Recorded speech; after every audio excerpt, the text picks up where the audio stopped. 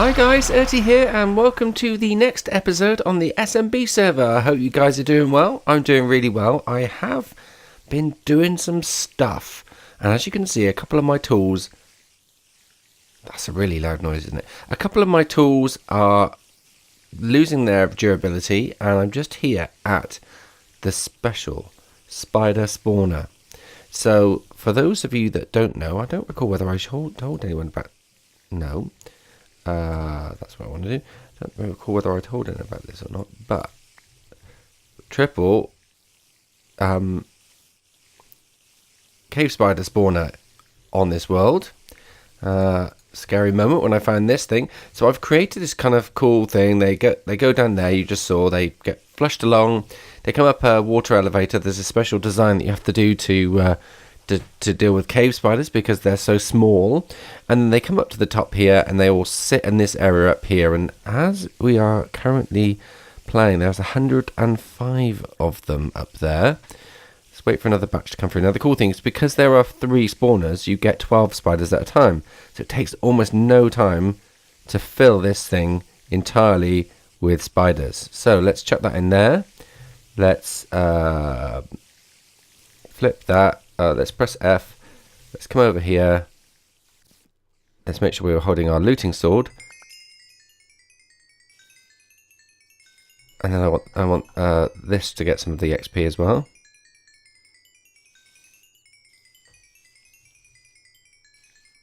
Both of these tools can get XP. There we are. And loads of string. Let's put some of the string away whilst we wait. Doo-loo-loo-loo. So much XP. Once the axe is fully loaded, I will switch to the bow to get that fully loaded as well. Oh, it's not fully loaded. Okay, well, that's fine. We can get some... We can wait a bit longer, can't we?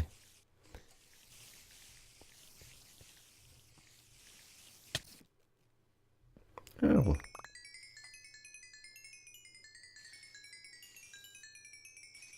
Okay guys, so we are here in the spawn chunks and you can see there's a golem stood on the edge of that platform. That's not good, he's not dead. Okay. What are you doing up there? Get down.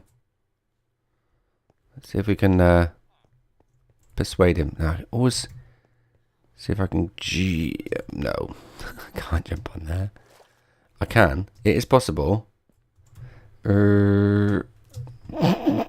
Not if you don't jump, it isn't. Idiot. Right, let's try third time lucky. Oh, it is possible. I've done it. I've done it before.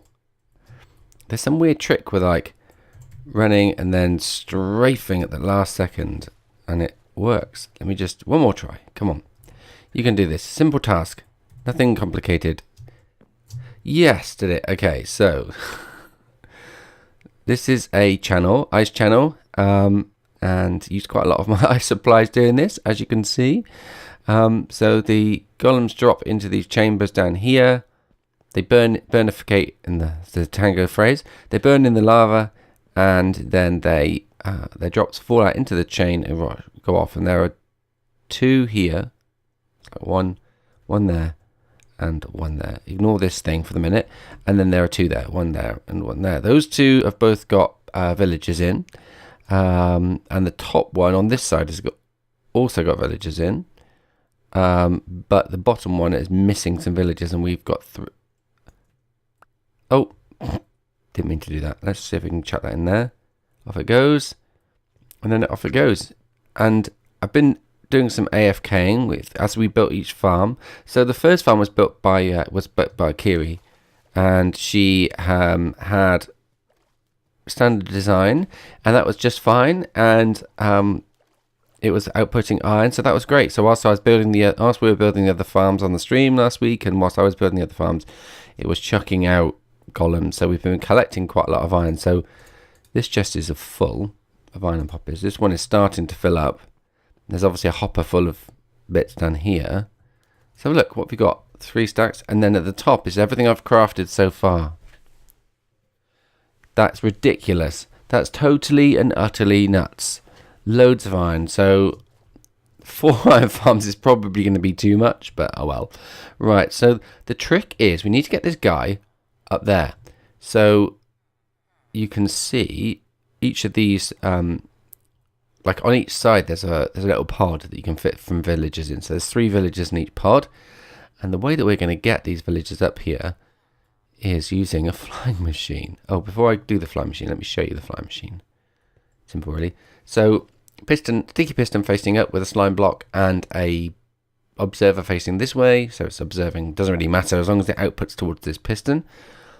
Then this piston points down with a slime block and an observer facing this way. So this observer powers this piston, which pushes up, which powers this piston, which pushes and pulls that. So it's like a 1-tick pulse thingy, flips, flip, flip, flip. And so this pushes up, but lets go of the slime block. And then this pulls up, or this pulls up. Yeah, it's some weird thing. Anyway, it's clever. It works. It's a little bit deadly. It doesn't work so well when you're recording. Certainly it didn't work very well on the stream. So I'm not sure whether it's going to work now, but let's give it a go and see what happens.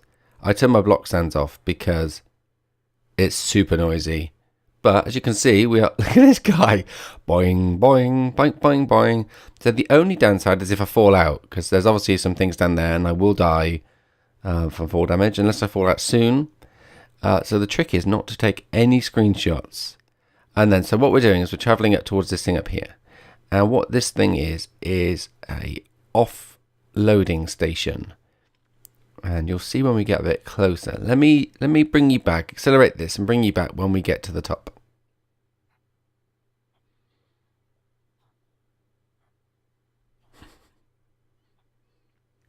So actually from this angle you can kind of see what it's doing. So it's like pushing that sticky piston up.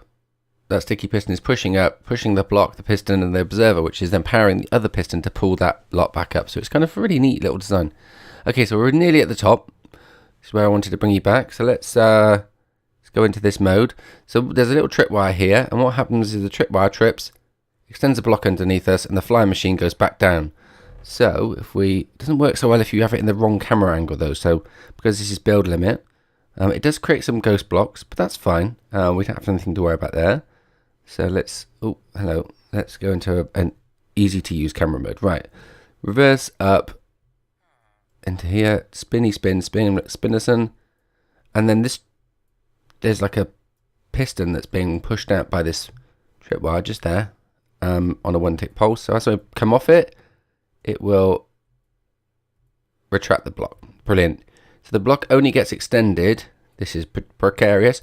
The block only gets extended if someone goes in. So if somebody sets the flying machine off by accident, or the boat breaks and you fall, or you just fall through, which sometimes happens whilst you're in the boat, you fall through, then yeah, you survive. So, and it doesn't lock the system out for the next person. So let's get ourselves over here. So we need to get over here. And I'll show you the design as well whilst I'm at it. That little ring underneath is supposed to help funnel the golems into the kill chamber. It doesn't work very well, obviously. Based on the fact that we saw one stood on there earlier. Not ideal. Not ideal at all. Oh well. Never mind. Let's just see if we can get around this without dying, shall we? Oh, this corner's so silly. I should make it bigger really, but I've only got a few to go. So it's really straightforward. It saves all of the... Hello, Mr. Golem. Saves all of the messing around with water streams and water elevators and mob drowning and tearing that all down at the end.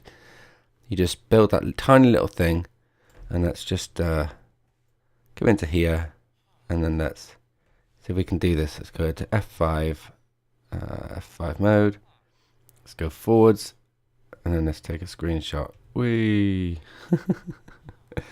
Oh, weird lighting glitch. Oh, hello, Mr. Golem. Oh, that's right. You're stuck here because,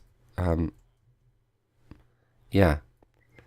Right, let's see if I can break the boat without breaking the guy. Now, it does injure the villager, but that's not a problem. they're not going to die from it. Oh, sorry, Mr. Villager. So I need to get 2 more in here. So let's go and get some more. Ooh, Talio. Now, the little trick that I've found is to not have this bit of the boat too far into the piston because it breaks the boat. Now, if you do get ghost blocks like this, the best thing to do is to get something like a stick that has no real purpose, no action, which means you can right-click with it without injuring the villager here. And then just right-click on the observer block as it comes into view, and it will disappear. Just have to do this for the few. Sometimes it creates ghost blocks. Sometimes it doesn't. I don't understand why it doesn't. Why it does. I don't know. Do do do do do do do no no.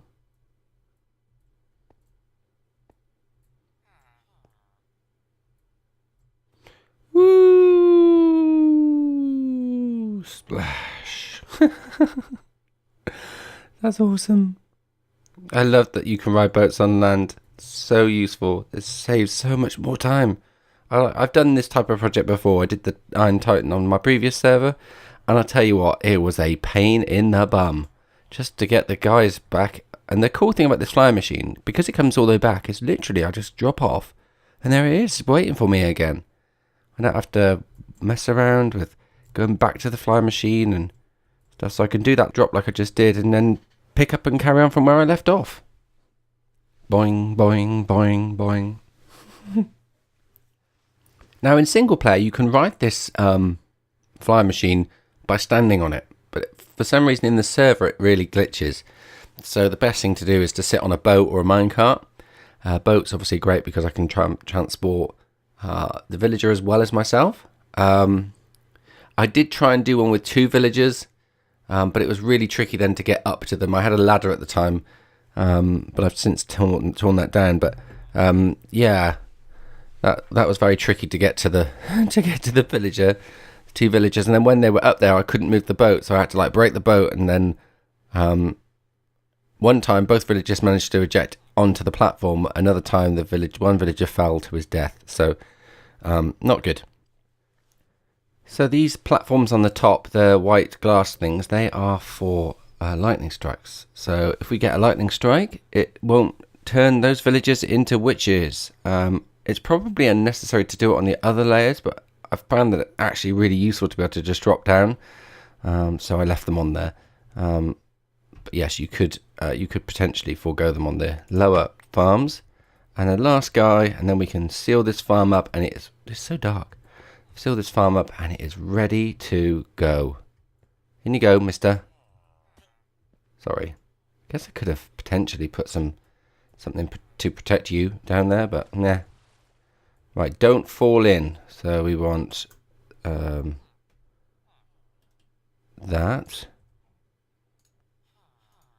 And we want that. And then we want a water bucket. We'll need that. Let's break this block, and this block. And then water bucket just there. Now we need to get out because I don't want to fall in that hole, because down in this hole is lava. So I thought I'd explain whilst we're moving up what's going on here. So what's actually happening is this is going to be pretty scary. I have to get out of this. Whew. Okay. Without dying. Right, so what is happening here is the following. When the fly machine comes up, it has an observer block which is pointing in that direction. So it powers this piston which extends out here. And what this piston then does, we can walk over here without dying. Let's see if I can put a block. And let's jump up on here. So then that piston extends over this redstone torch, which has a 8 redstone tick delay, and that lights this block, which sends another update to that observer that's now sat here, and the flying machine is in its docked position, which then tells the flying machine to go back down. Brilliant, right? And then at the same time, this tripwire activates that. Let's just break this boat. Okay. Tripwire activates this thingy, and don't quite know why it's in that position. Should be the opposite way around, but hey. Okay, so then the piston, when somebody's in the string, extends and forgets its thing, but for some reason it's like, that's better. Okay, so when somebody's in it, it's extended, which means the boat gets held here, and then when you move the boat out of the piston, out of the string, it retracts for you. So this is just a simple T flip-flop type thing, but it's quite useful just to stop stuff down. Oh no, look, I forgot something. Oh, pants, I forgot to put the glass in. Do I have the glass? Oh, I do. Okay. How am I going to get down there without dying? I suppose I could put boat here. Just do the boat thing. What was that? What happened to that boat? Stupid thing. That was weird. That was really strange. Oh, hello. Right. Boat, please. I need to get on the boat. On the boat. Into the thing. Drop it down. Beep, beep, beep. Reverse it. And then let's go.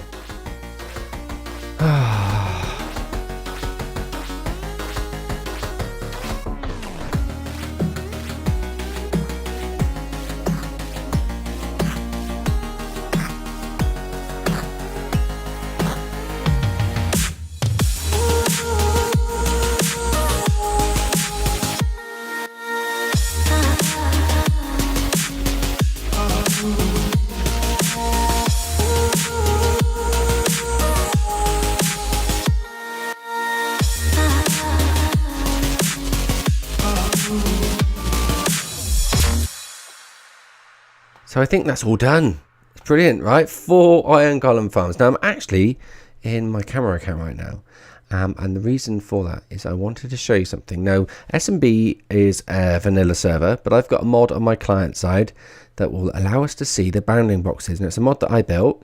I think I've mentioned it to you guys before, but if I just press B on my keyboard, you can see there's like a red boundary here, and that is showing off the outline of the spawn area. That's where people will spawn when they're new to the game and they've never been here before. Or if you die, you'll spawn somewhere on this platform inside this red box. Then there's another red... Oh, I've given something away. There's another red boundary here, which is showing off our spawn chunks, the inner one. And then the outer one is the lazy chunks. So there are a couple of chunks which are lazy. And you can see over there in the distance there's a blue square. That is a ocean monument. And those are our villages. Look at these guys. They're pretty cool, right? So you can see the sphere of the village, which shows off any villager inside that sphere will detect that village. And actually there's some other slight weirdness. But yeah, if you put the villagers too close, it will also be detected. But that's the village sort of influence. And you can see the square within the center, or the cube within the center. That is where the iron golems will spawn. So they'll spawn anywhere inside this area. And then these yellow lines in the middle here, these are the doors connecting from the doors to the center point of the village. And the same would apply on all the other villages, the blue one over there, and the pink, and the red one, and then this light blue one, and there's even the green one over here, which is a spawn town where there are a few villagers in one of the things. And we've even got our ocean monuments over in the distance there as well. And I think there's a desert temple on the left hand side of the screen there. So that's pretty cool. And oh yeah, and then the villager breeder here. Let me just get back down to me, and we can finish this episode off. So let's just get back down here. Oh, I can't fly. Oh, I can't drive this thing. I can't drive this camera. Right, so I hope you enjoyed the episode, guys. If you did, don't forget to hit on that like button. And if you loved it, make sure you subscribe. I'm copying somebody now. Can you tell me who I'm copying? Yeah, you all know who I'm copying. Anyway, if you really like the episode and you want to see more of this sort of stuff, then please click on the subscribe button. And until next time, I'll see you later, guys. And we have iron for days. Yes.